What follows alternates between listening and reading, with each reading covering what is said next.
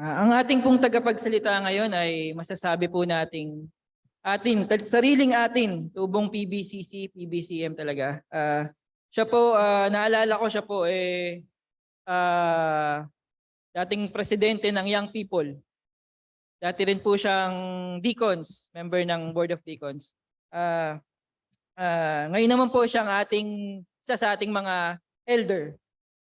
Ihanda po natin ang ating mga sarili at atin pong tawagin ang ating tagapagsalita na si Elder Homer Almudiente.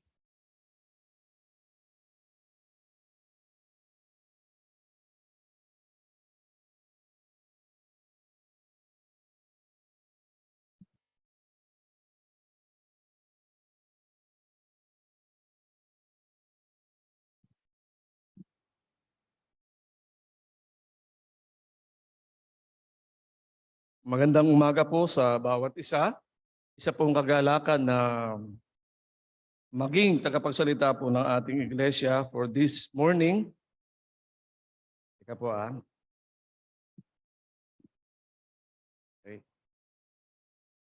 So good morning po. So ating pong talata, pag-uusapan ngayon ay, may tanong muna ako bago natin banggitin yung unang tanong. Nagpapasalamat sa Panginoon sa kabutihan niya sa bawat isa. Ganon din nung last Sunday. Salamat sa mga nanguna na ma-appreciate natin yung ating mga leaders. Hindi lang leaders, deacons, volunteers, at saka yung mga workers natin. Siyempre isang pribilehiyo na maging tagapaglingkod ng Panginoon sa ating iglesia. So makita po natin yung kabutihan ng Panginoon sa ating mga leaders. Kaya nagpapasalamat ako in behalf sa family ko sa inyong kabutihan. Tayo po yung manalangin. Ama namin Diyos, patuloy na dakila sa umagang ito, nihilin po kami ng iyong patnubay, ang banal na Espiritu ang siya mangusap sa amin. Lord, bigyan mo kami ng kaisipan na open sa aming puso at sa aming isipan. Itong mga salita mong tatanggapin namin sa umagang ito. Patuloy na ikaw mangusap sa bawat isa, Panginoon. Hindi namin alam kung ano mga pinagdadaanan ng mga kapatid. Pero itong mensahe mo ay maging hamon sa amin upang patuloy kami tumatag sa aming paglilingkod, sa aming paglakad bilang mga Kristiyano, bilang mga lingkod mo. Ito po ang aming dalangin patuloy sa pangalan ng Panginoong Hesus. Amen. So ang una pong tanong ay, ano ang ginagawa mo pag may nais kang hingin sa Panginoon, sa Diyos? Ano hindi ginagawa natin? Tayo ba'y nagte-text? Tayo ba'y nag-i-email para mag-request? Alam ko bilang mga Kristiyano, ang ginagawa natin ay manalangin. We pray, and pray. Kasi nininiwala tayo na ang Diyos natin ay sovereign, makapangyarihan, all-knowing, maalam, at siya rin ang ating mabuting Ama na alam ang ating pangangailangan. Kung alam ng Diyos ang ating pangangailangan, bakit pa tayo dapat manalangin? Alam na pala ng Diyos ang ating pangangailangan eh. Pero makita natin dito, ang kahalagahan ng pananalangin is it's a command na binigay sa atin ng Diyos that we must pray. Kaya nga meron tayong sa Mateo 6:9-30, meron tayong tinatawag na the Lord's Prayer. Okay? Ang sabi, ganito kayo dapat manalangin. So makikita nyo, from 9 hanggang 13, binabanggit dyan yung mga items na dapat nating ipanalangin. Number 1, yung ating pangangailangan. We ask God for things na kailangan natin. Number 2, we also ask na dumating na ang kanyang paghahari sa atin. At ganun din, na mangyari nawa ang kanyang nais dito sa lupa at sa langit. Ganon din, hiningi rin po natin yung ating araw-araw ng pangangailangan. At hinihingi rin po natin yung forgiveness ng awa ng ating mga kasalanan. At humihiling din po tayo na i-adya tayo sa lahat ng masama. Napakasama na ng panahon natin. Araw-araw na pag nanonood ka ng TV, mayroong mga hindi magandang panonoorin. Pero ang tanong, bakit we should pray? Ito po yung nakita kong dalawang bagay na dapat tayong manalangin. Number 1, upang malaman natin that the Lord understands and para makita rin natin yung kanyang karakter. So ang panalangin po natin ay tumutulong upang maunawaan natin ang higit na katangian ng Diyos. Ano ba yung karakter ng Panginoon? Kung hindi ka lalapit sa Panginoon, hindi mo siya makikilala. Kahit sino naman tao kilala natin maaari sa social media. Pero yung personal na pagkakilala mo sa isang tao, hindi yan mangyayari kung hindi ka lalapit sa Kanya. At ginagawa natin yung through our prayer. Ganun din, through prayer, we see God's faithfulness and goodness sa ating buhay. Kanina sa patotoo natin, napakaganda ng patotoo ni Ate Linda, tungkol doon sa kabutihan ng Diyos sa buhay ng isang mananampalataya na bumalik na sa Kanya. So ganun, mas nakikita natin in our daily life yung pangangailangan natin at yung faithfulness ng Panginoon sa ating buhay. Ito pong month ng October is our prayer month. So lahat ng ating mensahe patungkol sa panalangin. So ano ang ginagawa natin kung tayo ay mananalangin? O ano yung ginagawa natin para tayo humingi sa Diyos? Meron ako nakita ng 3 talata na nais kong bigyan natin ng maiksing pansin kung bakit ano yung dapat natin panalangin o yung paghingi natin sa Diyos. Number 1, sabi diyan, anumang hilingin ninyo sa pangalan ko ay gagawin ko upang luwalhatiin ang Ama sa pamamagitan ng anak. Tayo, pag nanalangin, we ask God. Humingi tayo sa Panginoon ng ating mga pangangailangan. Pero dito sa John 14, nire-remind tayo, sabi doon, kung hihiling kayo sa pangalan ko, gagawin ko yun para mag-glorify ang ating Ama. So kung mananalangin tayo, isipin natin, this prayer will glorify God. May tataas ba ang pangalan ng Panginoon? Pag mananalangin tayo, it's a reminder para tugunin ng Panginoon ating panalangin, kailangan maluwalhati yung Ama through His Son, ang ating Panginoong Sus. Sabi nito, kung hihiling kayo ng anuman sa pangalan ko, ito ay gagawin ko. So anumang hilingin natin, bibigyan ng Panginoon, basta yung hihiling natin will bring glory sa ating Panginoong Sus. Number 2, John 15:7, sabi doon, kung nananatili kayo sa akin at nananatili sa inyong aking mga salita, hingin ninyo ang anumang nais at matutupad iyon para sa inyo. So sabi doon, mananatili tayo sa Kanya. Kasi itong John 15, ito yung I am the vine, you are the branches. Kung wala ka sa Panginoon, malayo ka sa Kanya, maaaring hindi tugunin ang panalangin mo. Ang sabi doon, abide in me at manatili sa aking mga salita. Ibig sabihin, bilang mga Kristiyano, hindi na tayo nanalangin para sa atin, kailangan nag-root din tayo, lumalago tayo, nananatili sa mga salita niya, at gumagampan tayo ng dapat maging isang ugaling Kristiyano. Number 3, John 15:16. Ano po sinasabi diyan? Hindi kayo ang pumili sa akin, ako ang pumili, hindi rin ko kayo upang kayo'y humayo at magbunga ng manatili sa inyong bunga. Sa gayon, anumang hingin niyo sa Ama, sa aking pangalan ay ibibigay ko. Ang sabi doon, humayo kayo. Diba? Humayo, go and bear much fruit. So meron tayo obligasyon sa ating pananalangin. Kailangan lumahayo tayo para ibigay ng Panginoon yung kanyang pangangailangan sa atin. Dahil po ang ating background ngayon ay about prayer at yung kanina binasa po ni Kuya Boy ay napakaiksi pero napakalalim po ng talata. Ito po ay may kinalaman sa yan po ang title natin, For This Child I Prayed. Sabi ko nga nung binabasa ko to magandang topic to sa Mother's Day. Di ba? Mother's Day napakaganda. Pero dahil pananalangin to, makita natin, For this child I prayed. So sabi ni Hannah, ang sasalita diyan, pinanalangin ko yung batang ito. Okay? Sino ba si Hannah? Okay? Yan po ang 3 karakter natin sa umagang ito. Si Elkanah, si Penina, at si Hannah. So balikan lang natin next say yung 1 Samuel chapter 1 verse 3 hanggang 7. Hindi pa yan. So alam natin, si Elkanah ay may 2 asawa, si Penina at saka si Hannah. Okay? Every year itong mag-asawang to, silang 3 mag-asawa, ay pumunta sa Shiloh para sumamba at maghandog sa Panginoon ng alay. So every year ginagawa nila to. Tuwing maghahandog sila, binibigay ni Elkanah kay Penina yung handog para sa kanya at sa kanyang mga anak. Pero si Anna, binibigyan niya ng special nakalagay dito, special offering na binibigay niya kay Anna. Bakit special si Anna kay Elkanah? Kasi si Anna ay walang anak. Sabi dito, hindi ipinahintulot ni Yahweh na siya ay magkaanak. Pero alam natin, every year pumupunta sila dyan sa Shiloh. Hindi po binanggit kung ilang taon yung period na yon. Pero every time na dumupunta sila dyan para maghandog, itong si Penina ay kinukutya lagi si Ana. Sabi rito, taon-taon, verse 6 ng chapter 1, si Ana ay palaging kinukutya ni Penina dahil hindi nilob ni Yahweh na magkaroon siya ng anak. Ito'y ginagawa niya taon-taon.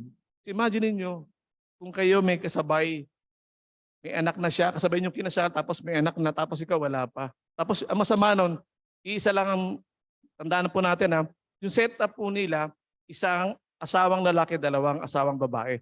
Hindi pwede yan sa atin. Sa panahon nila, pwede po yan, inaalaw po yan. So dito makita natin, yung labis na pagdaramdam ni Ana, sabi rito, siya'y napapaiyak at hindi na kumakain. Pero makita natin kahit gano'n yung posisyon ni Ana. Ang sinasabi dito, si Elkanah, sabi doon, lagi niyang ini-encourage yung kanyang asawa. Since wala nga silang anak, ang sabi lagi ni Elkanah, bakit ka nalulungkot? Hindi pa ba ako higit sa 10 anak na lalaki para sa iyo? So, di ba? Kulang pa ba na ako? Parang ako, katumbas na ako ng 10 anak na lalaki. Okay na yun, huwag ka na malungkot. Pero alam natin, sa panahon nila, pag ang isang babae ay hindi magkaanak, it's a humiliation sa kanilang community. Alam natin yan, si Sarah, ganyan nangyari.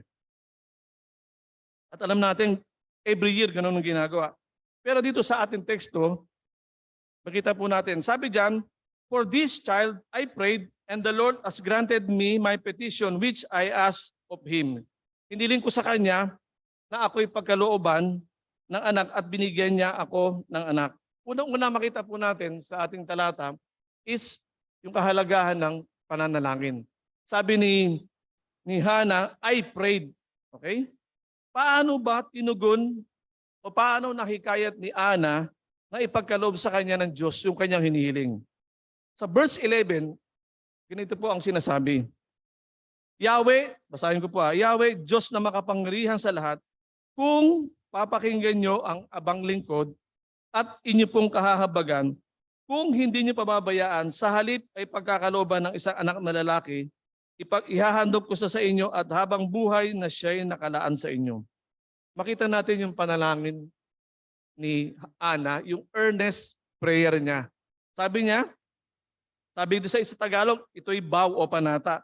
Makita natin una-una yung exhortation ng Diyos niya. Sa Diyos sabi, Yahweh na makapangyarihan sa lahat. So kinikilala niya sa kanyang buhay na si Yahweh is the sovereign, the powerful God. Number 2, sabi doon yung humility niya. Kung papakinggan nyo ang inyong abang lingkod. Di ba? Kung. So binibigyan ng option ng Panginoon. Tutugin ba siya o hindi? Pero sabi niya, at inyo pong kahahabagan. So humility and mercy ang inihingi ni Ana sa Panginoon Diyos para ipagkaloob sa kanya. Dalawang bagay din na nakita ko sa pananalangin ni Ana. Number 1, yung physical prayer niya. Sabi sa verse 13, gumagalaw ang kanyang labi, ngunit hindi narinig ang kanyang tinig sapagkat siya nananalangin lamang sa sarili. So hindi ko lang sure kung na-experience ba yung manalangin ng ganyan. Diba? Yung sabi ni Eli, kala niya lasing si Ana. Kasi nga, nagsasalita yung bibig niya habang nanalangin, pero wala siya narinig na panalangin. So makita natin yung marubdob na pananalangin ni Ana sa Panginoon. Diba? Gumagalaw ang labi, pero wala kang naririnig. Number 2, yung physical prayer niya yung nagbumula sa kanyang puso. Sabi doon, ang damdamin ko'y naghihirap at idinudulog ko kay Yahweh ang aking kalagayan.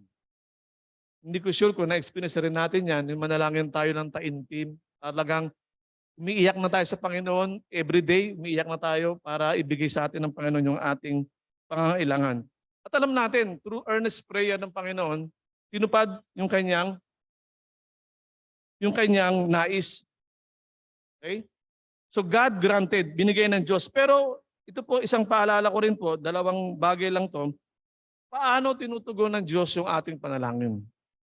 First John, tinignan ko po, sabi rito, we ask according to His will. Sinabi ko na yan kanina, inulit ko po ngayon, kung hihiling tayo, dapat isipin natin, ito ba'y kalooban ng Diyos sa akin? Hihiling tayo ng kotse, wala naman tayong parking. Di ba bawal na ngayon yan, hindi na pwedeng i-allow. Ibig sabihin, sa mga pinapanalangin natin, isipin natin lagi yung kalooban ng Diyos. Saan siya papasok sa gusto mong mangyari sa buhay mo? Sa kagalingan, asan ang Panginoon dyan? Sabi dito, may lakas tayong loob lumapit sa Kanya dahil alam nating ibibigay niya ang anumahin niya kung ito'y naaayon sa Kanyang kalooban. So maaaring meron tayong prayer request sa prayer meeting, nandito tugon ng Panginoon. Maaaring dito, babagsak tayo kasi yung hinihingi natin, hindi pala kalooban ng Panginoon sa ating buhay. Number 2, kung hihiling tayo sa Panginoon para sagutin ang ating buhay, kailangan ito'y nakalulugot sa Kanya at kailangan yung buhay natin kasabay. Basahin ko pa sa John 1 John, tinatanggap natin na anumang hilingin sa Kanya dahil sinusunod natin ang Kanyang mga utos at ginagawa ang nakalulugod sa Kanya. Sinusunod ang utos at ginagawa ang nakalulugod sa Kanya. So hihingi tayo sa Panginoon, kailangan maayos tayo sa Kanya. Diba kahit naman sa boss natin, hihingi ka ba ng raise kung ang trabaho mo hindi maganda? Kung pala pasaway ka, hindi ka bibigyan ng boss mo. Isipin natin, meron din tayong boss ang ating Panginoon. Kaya kung hihiling tayo, dapat sinusunod natin siya sa ating buhay at sabi doon, ginagawa natin yung nakalulugod sa Kanya. We bring glory sa ating buhay sa Kanyang mga ginagawa sa atin. Okay, si Hana nanalangin siya. Bakit? Kasi meron siyang pangangailangan. So makita natin yung taintin ng pananalangin ni Ana sa Panginoon.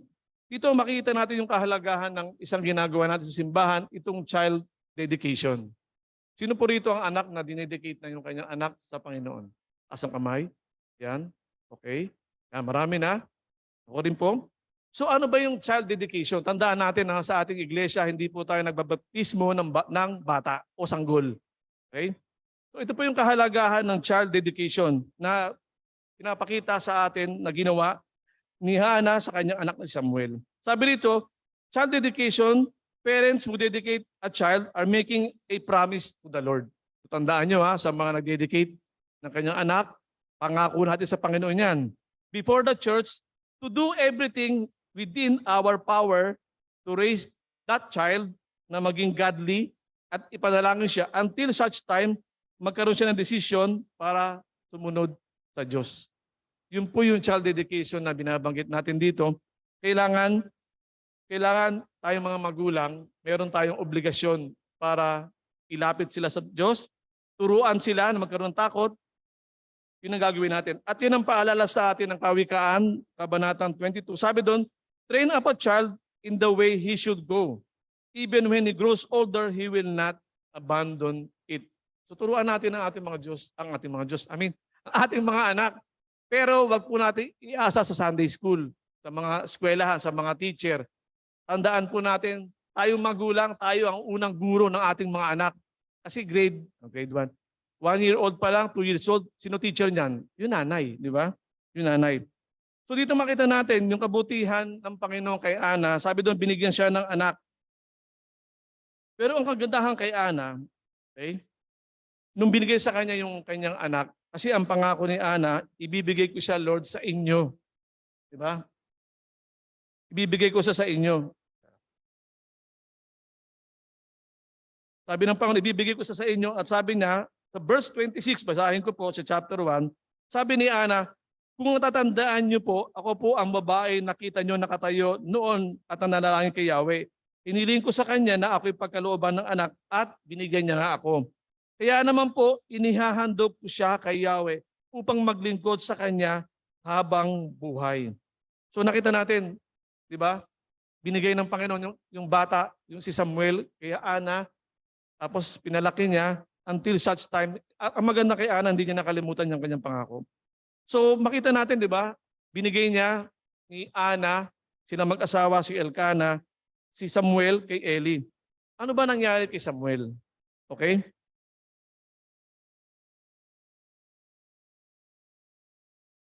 Sorry, natawan ko pala. Ano ba nangyari kay Samuel? Si Samuel, ang ibig sabihin ng pangalan niya sa Grego ay God has heard. Tininig ng Diyos yung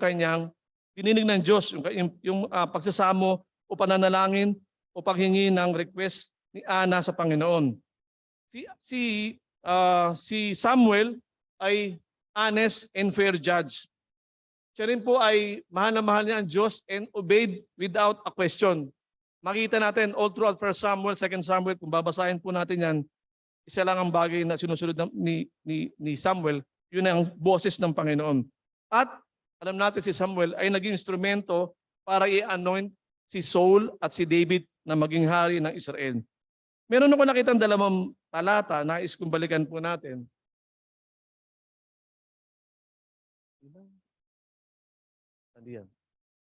Okay, sa verse 2, kasi di ba hinandog ni Ana si Samuel sa Panginoon sa pamamagitan ni Eli, si paring Eli. Okay? Sabi rito, ano ba nangyari kay Samuel during na hinandog siya? Sabi sa chapter 2, verse 26, si Samuel na may patuloy na lumaking kalugod-lugod kay Yahweh at sa mga tao. So makita natin yung pagdededicate ni Ana, binigay niya si Samuel sa kanya, lumaking maayos at kalugod-lugod si Samuel sa Panginoon. Sa verse chapter 3, sabi doon, habang lumalaki si Samuel, patuloy siyang pinapatubay ni Yahweh at nagkakatotoo ang lahat ng sinasabi niya. Sa English, napakaganda, sabi doon, the Lord was with Samuel as he grew up and he let none of Samuel's word fall to the ground. So lahat ng sabihin ni Samuel nagkatotoo. So makita natin yung kabutihan ng Panginoon sa kanya. At alam natin, si Hannah, yung strength niya, hindi siya tumigil. Hindi siya tumigil sa kanyang pananalangin at nagpakababa siya. At finally, after so many years ng pananalangin, tinugon ng Diyos yung kanyang panalangin. Yun ang paalala sa atin ni Pablo sa unang Thessalonica, pray without ceasing. Lagi tayo manalangin. Gawin natin pananalangin yan. Si Samuel ay naging mabuting lingkod at obedient servant, pero makita natin yung faith yung pananampalataya ay una niya nakita sa kanyang nanay. Bakit? Kasi si unang teacher Ang unang teacher ni Samuel, siyempre yung kanyang nanay. At sabi doon, not only through words, but more importantly, through her obedient action. Diba? Pananampalataya ni Ana. So ano nakita kong bagay na magpapatatag sa ating pananampalataya sa ginawa ni Ana? Number 1, Ana knew God and knew His character. Kilala ni Hannah ang Diyos at alam niya yung katauhan ng Diyos kung sino ba siya. Kung bibuksan natin ng first chapter, makita natin yung panalangin ni Hannah from his heart, di ba? Nagdurugo, sabi niya, she knows the Lord as God Almighty. She worship Him and knowing who He is and who is in His presence. Kung ikaw may anak, ibibigay mo sa Panginoon at hindi mo kilala yung Panginoon, bibigay mo ba? Hindi mo pagkakatiwala sa isang taong hindi mo kilala, yung isang mahal mo sa buhay. Sabi nga dito, anak Isa lang hiningi niya, isa lang binigay sa kanya. Pero alam natin later on, mas marami pa siya, magkakaroon pa siya ng iba. So kilala ni Hannah ang Diyos, kaya naman malaki yung tiwala niya. Number 2, sabi dito, Hannah seeks God honestly and humbly in prayer. Nagpakumbaba si Hannah sa kanyang panalangin at naging tapat. Diba? Sinabi niya doon, kung loloobin mo na tutugunin mo yung aking panalangin ng isang abang lingkod mo, kung pagbibigyan mo to, ibibigay ko siya sa iyo. So yung fervent prayer talaga ni Hannah at yung isabi doon, pouring out her soul and grief sa kanyang pananalangin, sa taon-taon na binibigay, kinukutya siya nung babae na yun na si Penina, talagang nakita natin yung honest prayer niya. Sa atin ganun din dapat mananalangin tayo lagi. Tapat, yung from the heart. Diba? Iba yung from the heart Number 3, yung pananampalataya ni Hannah, napakalaki. Yung pananampalataya niya may pagsunod. Bakit? Humingi siya ng anak. Matagal niyang hiningi ito. Tapos nung dumating ang bata, sabi doon, ibibigay niya sa Diyos. Diba? Iba yung bilang tatay, iba yung pagmamahal ng nanay sa anak. Ewan ko nung mag-agree kayo. Una-una, 9 months mong aalagaan. Diba? Aalagaan mo yan. Paglabas niyan, hindi pa tapos ang pag-aalaga, magsisimula ka ulit sa grade 1. Diba? Pero makita natin, yung great faith ni Hannah na sumunod siya sa Panginoon, yung love niya sa Diyos mas malaki kaysa sa pagmamahal niya sa anak niya. Bakit? Binigay niya yung anak niya Letting go of Samuel. Imagine mo, isa lang anak mo, tapos bibigay mo pa sa Panginoon. paano kung wala na sa iyo? Di ba, kasi nangyari po sa storya, iiwan niya eh.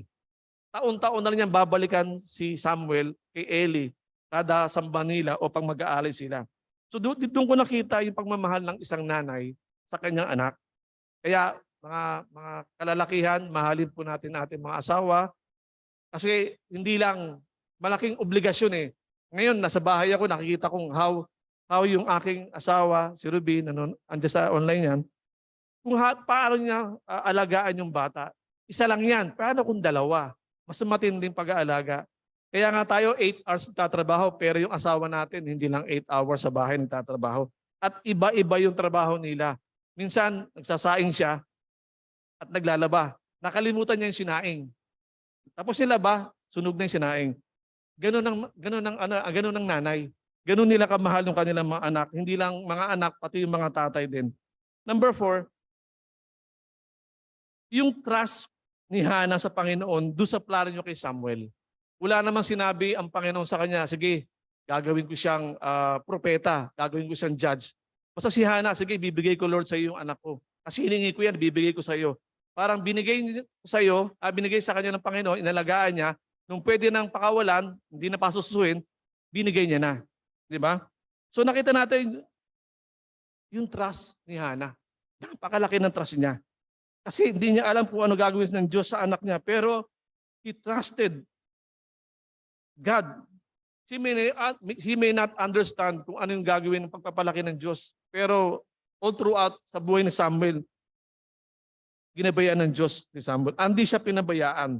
Imagine, sabi nga rito, when Hannah took her 3-year-old son to the temple to entrust him to God, she could have never known God's plan for Samuel.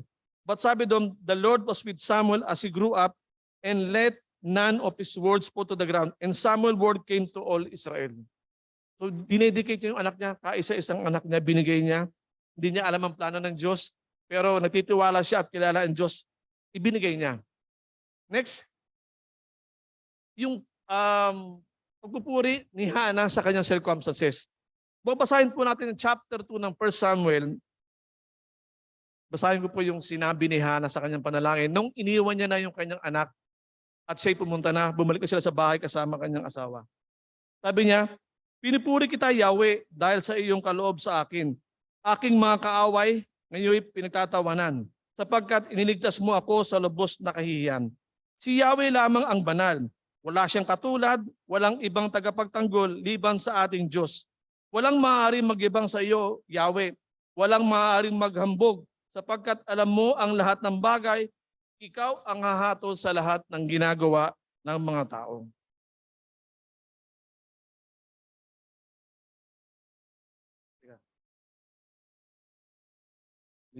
Okay? So ano pa yung challenge na nakita ko sa atin sa umagang ito? Number 1, yung matyagang pananalangin ni Hannah. Okay? Kami, 2008, nung kami kinasal dito sa church, pangalawa kami, after 3 years, saka kami nagkaanak. Yung 3 years na yun, parang nakakainip na eh. Parang, Lord, bakit naman? 3 years na wala pa rin kami anak. Tandaan po natin, ang bawat mag-asawa, ini-expect niya magkaroon sila ng pamilya.